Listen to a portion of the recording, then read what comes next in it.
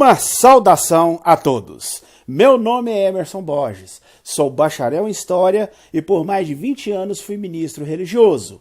Sou o escritor desse livro, A Bíblia sobre Escrutínio. E baseado no meu livro, toda semana aqui nesse canal nós estamos analisando uma passagem bíblica de maneira profunda. O tema de hoje é Javé versus Jesus. Mas antes de entrarmos no assunto, não se esqueça de dar o like aí no nosso vídeo. É muito importante que você dê o joinha aí. Inscreva-se em nosso canal, comente, compartilhe e não se esqueça de acionar o sininho de notificações. Se você desejar adquirir o meu livro, eu vou deixar aqui na descrição desse vídeo os links aonde você pode adquiri-lo. E se você não assistiu os outros vídeos da série que nós já fizemos, eu também vou deixar aqui na descrição desse vídeo os links para que você possa assisti-los. Se você abrir a sua Bíblia e ler no livro de Tiago, capítulo 1, versículo 17, e também no livro de Malaquias, capítulo 3, versículo 6, você vai observar ali que a Bíblia diz explicitamente que Deus não pode mudar os seus conceitos, porque isso seria uma maneira de rebaixar ou menosprezar um Deus que, segundo a Bíblia, é perfeito e, portanto, jamais pode ter um conceito errado.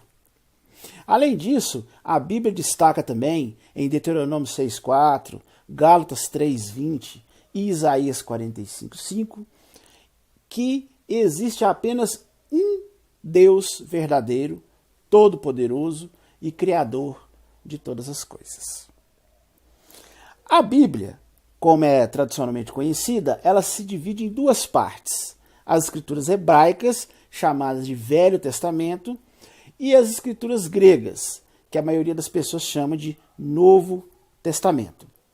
Apesar da maioria dos religiosos dizerem que a Bíblia é um livro único, né, e um livro inspirado pelo mesmo Deus Todo-Poderoso, se nós fizermos uma consideração mais pormenorizada sobre isso, nós notaremos que o Deus que é descrito nas escrituras hebraicas, ou no chamado Velho Testamento, ele é muito diferente do Deus descrito nas escrituras gregas, ou no Novo Testamento.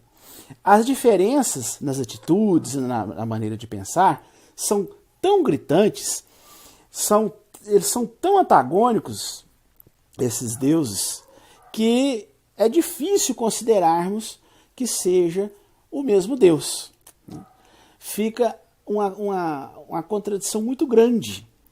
E nós vamos analisar aqui alguns trechos na Bíblia que você vai perceber, como mudou totalmente o conceito do Deus do Velho Testamento, das Escrituras hebraicas, para o Deus do Novo Testamento, chamados das Escrituras gregas.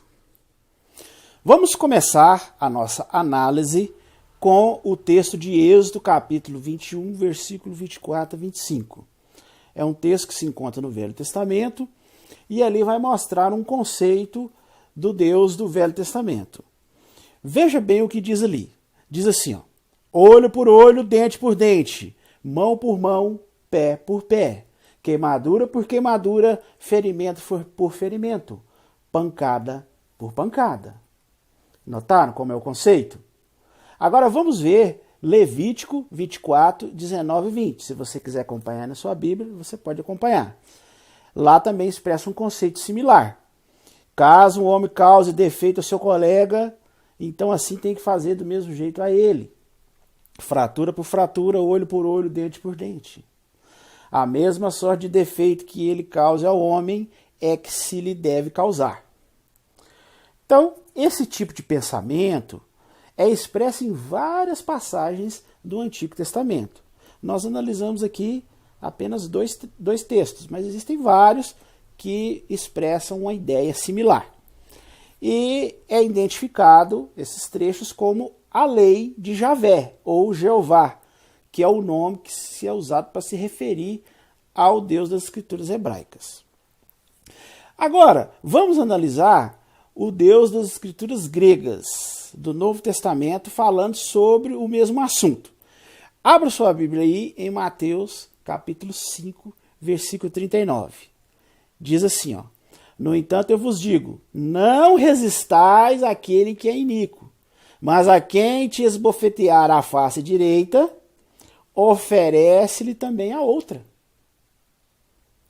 Veja também um outro conceito parecido em Romanos 12:17, que também se encontra no Novo Testamento. Lá diz assim, ó, não retribuais a ninguém mal por mal, provede coisas excelentes à vista de todos os homens. Você conseguiu observar aí a diferença gritante de conceito que existe do Deus das escrituras hebraicas com o Deus das escrituras gregas? Lá nas escrituras hebraicas fala olho por olho, dente por dente. Quer dizer, bateu, levou, né? Então, a lei é muito clara. O pensamento que o Deus das escrituras hebraicas ou do Velho Testamento tinha é muito claro. Agora, já no Novo Testamento, nas escrituras gregas, a conversa já mudou totalmente. Você vê aqui, ó, que falou, bateu na face, dá outra face. Notou a diferença do Deus do Velho Testamento para o Deus do Novo Testamento? Então, olhando uma diferença tão grande, um antagonismo tão grande assim, nós só podemos chegar a duas conclusões. Ou são deuses totalmente diferentes, ou o Deus da Bíblia mudou totalmente seus conceitos através dos tempos.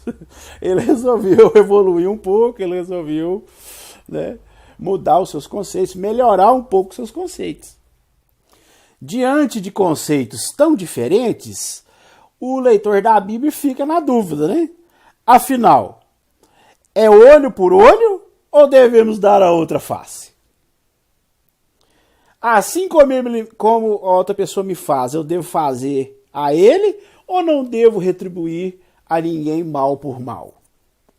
Como que a pessoa vai agir, né? Então, a gente vê aí, né, uma discrepância muito grande, né?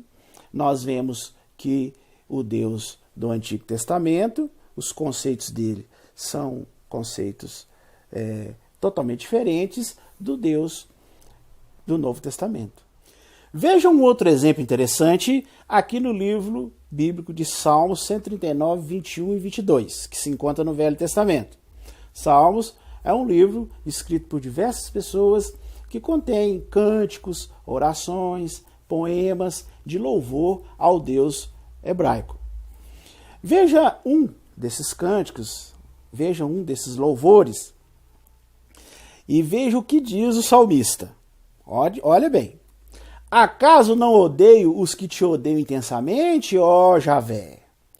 E não tenho aversão aos que se revoltam contra ti? Odeio-os com ódio consumado. Tornaram-se para mim inimigos. Veja que o escritor desse salmo deixa bem claro que ele odeia toda pessoa que vai contra o seu Deus. Odeia essa pessoa com ódio consumado. Quer dizer, algo bem forte. No livro de 2 Crônicas, 19, 2 e 3, ali também há um trecho interessante, aonde se fala para o rei Jeosafá. Diz assim: e ao iníquo que se deve dar ajuda, e é aos que odeiam a Javé que deves amar? É por isso que há indignação contra ti da parte da pessoa de Javé. Notou?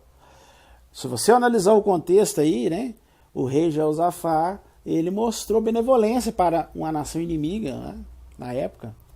E, no caso ali, o visionário, né, o chamado profeta do Deus das escrituras hebraicas, ficou revoltado com essa atitude dele. Falou assim, não, você foi muito bom para com o inimigo do nosso Deus, né?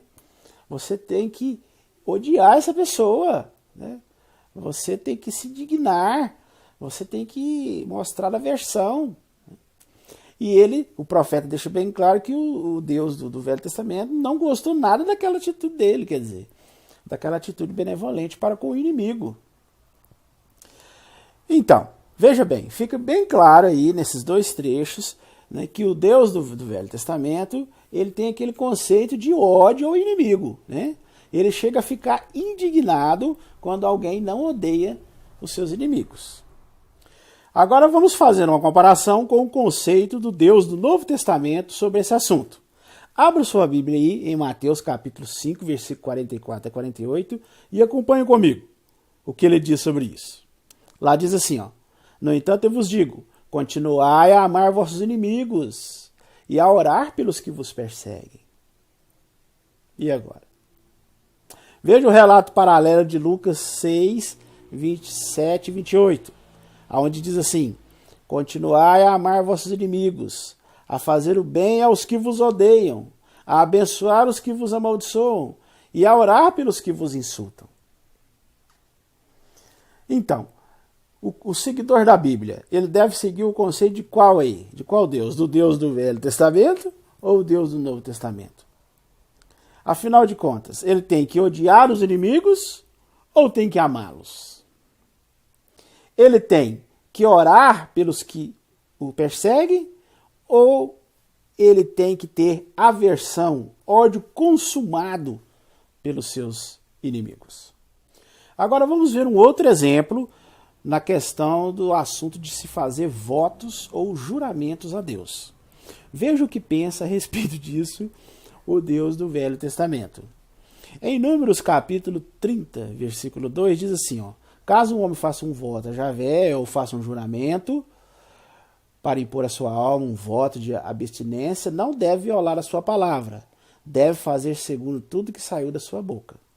Quer dizer, fez o voto a Deus, tem que cumprir, né? Algo semelhante se encontra em Deuteronômio 23, 21. Lá diz assim: caso faça um voto a Javé, não deves tardar em pagá-lo, porque teu Deus sem falta exigirá de ti. Eclesiastes 4, 5, que também é no Velho Testamento, diz: sempre que fizer um voto a Deus, não hesiteis em pagá-lo. O que votares, paga. Gênesis 21, 24 fala de Abraão, o patriarca do Velho Testamento, que fez um juramento a Deus. Lá fala: respondeu Abraão, eu jurarei. Em Gênesis 22, 16, diz assim: por mim mesmo jurei, diz o Senhor. E em Gênesis 31, 53, falando sobre outro patriarca chamado Jacó, diz assim: e jurou Jacó pelo temor de seu pai Isaque. E em Deuteronômio 10, 20, diz: ao Senhor teu Deus temerás, a ele servirás, a ele te chegarás, e pelo seu nome jurarás. Então, diversos textos aqui que nós observamos que mostram claramente que o Deus do Velho Testamento se agrada muito de votos e juramentos, e ele ameaça se a pessoa não pagar o seu voto ou não cumprir o seu juramento. Agora vamos ver o que pensa o Deus do Novo Testamento, das Escrituras gregas, sobre o assunto. Abra sua Bíblia aí, Mateus capítulo 5, versículo 34 a 36. E observe aí na sua própria Bíblia.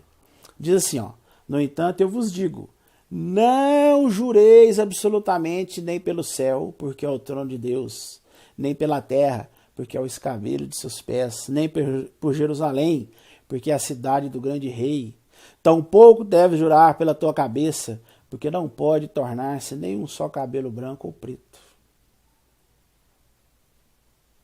Veja um outro conceito parecido, que está em Tiago 5,12. Diz assim: mas, sobretudo, meus irmãos, não jureis, nem pelo céu, nem pela terra, nem por qualquer outro voto. E agora, como que fica o seguidor da Bíblia diante dessa questão? Afinal, deve-se fazer votos ou não? Deve-se fazer juramentos e cumpri-los ou absolutamente não se deve fazer juramentos? Veja agora um outro exemplo no que diz respeito ao divórcio. Veja o que diz o Deus do Velho Testamento sobre esse assunto em Deuteronômio 24:1.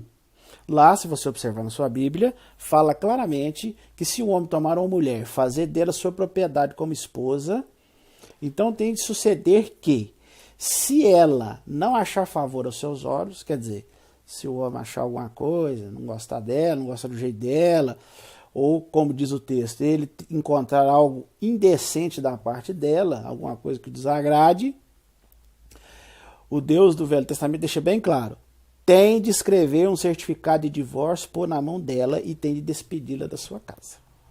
Né? Então ele deixou bem claro. Né? Casou com a mulher, achou alguma coisa ali que desagradou o homem, né? Então faz um certificado de divórcio, põe na mão dela e manda ela embora. Agora vamos ver o que o Deus do Novo Testamento pensa sobre esse mesmo assunto. Note o que diz em Mateus 5,32. Lá diz assim, ó, no entanto eu vos digo que todo aquele que se divorciar de sua esposa, a não ser por fornicação, exponha ao adultério, e quem se casar com uma mulher divorciada, comete adultério. Tá vendo a diferença do conceito do Velho Testamento com o conceito do Novo Testamento?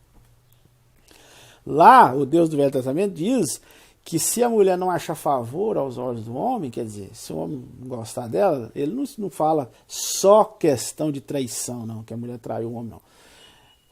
Uma coisa ou outra, o jeito dela, a maneira como ela lida com as coisas, né, o gênero da mulher, coisas banais, né, coisas simples, coisas consideradas menores. Se o homem não gostou do jeito da mulher, pode fazer o certificado de divórcio, entregar e despedir a mulher, mandar ela embora. Já no Novo Testamento fala que não deve divorciar por essas coisas. Somente, né, se for uma traição da parte da mulher, aí sim a pessoa pode se casar com outra mulher. Agora vem a questão, né? E agora? Como que fazemos nessa situação? O seguidor da Bíblia, se a mulher não agradou a ele, ele deve dar o certificado de divórcio e arrumar outra? Ou se ele fizer isso, ele está cometendo um adultério?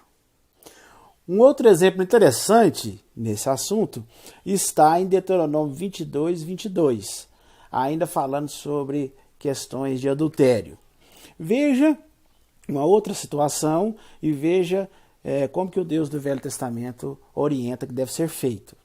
Lá diz assim, se um homem for encontrado deitado com uma mulher que tenha dono, quer dizer, uma mulher que já for casada com outro homem, ambos têm de morrer juntos, o homem e a mulher. E em Levítico 20:10 há um conceito parecido, né? Onde fala, olha aí na sua Bíblia, Levítico, capítulo 20, versículo 10. Ora, o homem que comete adultério com a esposa de outro homem é um que comete adultério com a esposa de seu próximo. Sem falta deve ser morto, tanto o adúltero como a adúltera. Então, o Deus do Velho Testamento deixa bem claro, né? A mulher traiu o homem, né? Ou um casal de adúlteros ali no caso, tem que ser morto. Né? Pedrada mesmo, não tem escapatória. Né? Traiu, tem que ser morto. O adultério, a lei deixava bem claro, tinha que ser apedrejada a pessoa que cometesse adultério. Agora vamos observar o que pensa o Deus do Novo Testamento sobre esse mesmo assunto. No Evangelho de João, capítulo 8, versículo 3 a 11, vemos um relato muito interessante.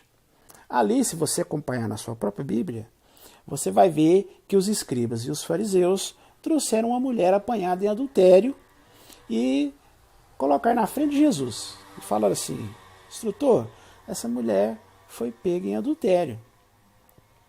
Aí eles até citam a lei lá do Deus do Velho Testamento. Falou assim, segundo a lei, lá diz que se pegar em adultério tem que matar, tem que apedrejar. E você, o que você diz sobre isso? Aí Jesus diz que vira, começa a escrever umas coisas no chão, o dedo assim, tá. Aí depois vira para eles e fala para eles a célebre frase, né? Aquele que não tiver pecado, que atire a primeira pedra. Aí, segundo relatos, os escribas fariseus ali que estavam em volta, que queria apedrejar a mulher, já estava até com as pedras na mão, foi ficando sem graça, foi baixando a cabeça, começou a jogar as pedras no chão, começou a sair um por um. Aí ficou Jesus sozinho com a mulher, né? Aí a mulher fica sem saber ali, perdida, né? E Jesus vira para ela e fala assim, onde estão as pessoas que queriam apedrejá-la? Aí ela fala, né? Não, não sobrou nenhum. Aí ele vira e fala assim, tão pouco eu te condeno, né? Vai embora e não peques mais. Então, essa é uma passagem muito conhecida, né? E que muitos religiosos usam para mostrar, né, a misericórdia de Jesus para com aquela adúltera. Só que, se você observar, esse conceito mostrado nessa história de Jesus é totalmente diferente do que está lá na lei. Lá na lei mosaica, né? A lei que o Deus do Velho Testamento deu para o povo de Israel. A lei deixa bem claro que ia ser apedrejada. E Jesus ali vai totalmente contra essa lei, né? Muitos religiosos tentam, né, achar uma explicação, porque as contradições são tão grandes do Velho Testamento para o Novo, que eles tentam achar argumentações, tentando ali usar os seus malabarismos teológicos, seus contorcionismos hermenêuticos. Os religiosos tentam falar, não, mas Jesus ele veio cumprir a lei, né? Que Jesus foi o fim da lei, a lei mosaica já não vale mais. O que vale agora é o Novo Testamento. Mas afinal de contas, então o Velho Testamento não serve para nada? Temos que riscar o Velho Testamento? E afinal de contas, o Deus, criador de todas as coisas, ele tinha um conceito lá no Velho Testamento e agora no Novo Testamento ele mudou totalmente esse conceito? Será que ele estava errado nos seus conceitos do Velho Testamento? Ah, mas o Velho Testamento era outra época, você tem que olhar o contexto da época. Ali eram povos bárbaros, tinha que ter essa lei, que os povos em volta ali tudo era assim. Ué, mas a Bíblia não é um livro inspirado por Deus? Sendo um livro inspirado por Deus, não deveria, o mínimo que nós deveríamos esperar de um livro inspirado por Deus é que ele fosse bem diferente do conceito geral da época, que ele fosse à frente, mas muito à frente da época, mostrando um conceito mais elevado sobre os assuntos? Será que Deus ele precisa se harmonizar com os conceitos da época? É Deus que tem que se harmonizar com os conceitos? Se na época todo mundo tinha o costume de apedrejar os adultos, então Deus não podia falar nada contra isso? Ele tinha que dar uma lei ratificando isso aí, regulamentando essa prática abominável? Então a gente já vê aí, né, profundas contradições, né, entre as leis do Velho Testamento com as leis do Novo Testamento. Inclusive tem muitos religiosos que apontam essa passagem bíblica aí como sendo uma passagem que não é original, né? Inclusive tem até um debate entre os estudiosos de manuscritos antigos que esse trecho aí não se encontra nos melhores manuscritos, encontra só em alguns, outros não tem, para tentar dizer que esse trecho aí não é um trecho canônico, quer dizer, não é um trecho que foi realmente inspirado por Deus, que realmente isso não aconteceu. Por quê? Jesus vai tão contra a lei, né? Ele realmente ele bate de frente com a lei, né? E os religiosos não, querem passar a impressão que Jesus ele cumpriu a lei perfeitamente, que ele seguia a lei e tal e tal. Só que aí mostra claramente que ele foi totalmente contra a lei, né? Então, por isso que eles tentam usar, alguns, né, tentam usar essa argumentação de que o texto não é um texto realmente inspirado, que foi um enxerto, né, que alguns escribas colocaram, né, lá no passado, e que esse evento realmente não aconteceu sim, e que Jesus não agiu assim. Porque se considerar isso como algo inspirado, como algo realmente, um fato que aconteceu, né, cria uma contradição muito grande, aonde Jesus vai totalmente contra a lei mosaica. Os fatos aqui apresentados são muito simples, e qualquer pessoa sincera e razoável ele vai perceber e vai entender que a Bíblia ela não é um livro inspirado por Deus, né? Porque você encarar a Bíblia como sendo um livro inspirado por Deus, você começa a entrar, né, e criar problemas insolúveis, problemas complicadíssimos de se resolver, contradições inexplicáveis, incoerências enormes. Se nós insistirmos em analisar a Bíblia como um livro inspirado por Deus, nós vamos cada vez mais, a cada momento que vamos analisando seus pontos, lendo, estudando, nós vamos chegar em certas encruzilhadas que nós não vamos ter saída. Os antagonismos, as discrepâncias são tão grandes que não há como a pessoa fugir dessa realidade, de que a Bíblia realmente não é um livro inspirado por Deus. Se nós analisarmos dessa forma, você que é um leitor da Bíblia e que acha ou crê, né, que a Bíblia é um livro inspirado por Deus, se você analisar com sinceridade, com razoabilidade, né, e for realmente justo nessa questão, você vai concordar que encarar a Bíblia como um livro escrito por homens, sem orientação ou intervenção divina, né, se você encarar dessa forma, esses antagonismos que nós estamos mostrando, que eu já mostro aqui vários, eu já fiz mais de 20 vídeos falando sobre várias coisas. Se você acompanhar todos os meus vídeos, você vai observar que essas contradições, essas incoerências, esses antagonismos, essas discrepâncias, se você analisar esse livro como um livro escrito por homens, de ideias humanas, sem nenhuma interferência ou orientação de uma força superior, as coisas ficam muito mais simples, muito mais fáceis. Tudo se encaixa. Porque, na realidade, o ser humano, ele, através das eras, ele tá evoluindo, né? Ele vem evoluindo, ele vem aprendendo com os erros, né? Então, nessa caminhada, o ser humano demonstrou muitos conceitos, muitos pensamentos divergentes que, com o tempo, foram se lapidando, né? Foram se refinando. Então, se você analisar dessa forma, a Bíblia como um livro escrito por homens, aí as coisas ficam, né, mais fáceis da gente entender, da gente interpretar. Porque, realmente, o homem, a caminhada do homem é assim, né? O homem, com o tempo, ele foi evoluindo, ele foi aprimorando, ele foi aperfeiçoando seus conceitos. E a Bíblia, sendo um livro escrito por homens, foi seguindo essa evolução do homem, né? O homem mais antigo era um homem mais bárbaro, mais violento, e os homens, com o tempo, foram ficando mais, né, perdoadores, né, com conceitos mais amorosos, né? Então, isso é uma evolução natural que foi acontecendo e que a gente observa nas páginas da Bíblia. Visto que a Bíblia é um livro escrito por homens, nada mais razoável do que esperar essa evolução, né? Esse aprimoramento, esse refinamento dos conceitos da humanidade. Bem, esse era o assunto que nós iríamos analisar hoje. Se você gostou do vídeo, vou relembrar mais uma vez, não se esqueça de dar o like aí no nosso vídeo. Deixe o seu joinha, porque é muito importante para que o nosso vídeo tenha uma abrangência maior, para que mais pessoas possam ter acesso ao nosso vídeo. Inscreva-se em nosso canal, comente, compartilhe e também não se esqueça de acionar o sininho de notificações. Toda semana nós vamos subir um vídeo novo e se você acionar o sininho de notificações, assim que a gente subir o vídeo, você será notificado.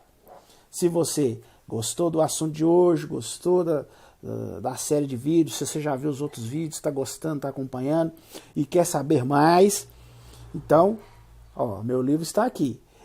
Todos esses vídeos que eu fiz são baseados no meu livro. Se você quiser saber mais, quiser aprofundar mais sobre os assuntos, basta adquirir o meu livro. Os links para que você possa adquirir o meu livro estão aqui na descrição desse vídeo, ok? E no mais, eu desejo uma boa semana a todos e até o nosso próximo vídeo.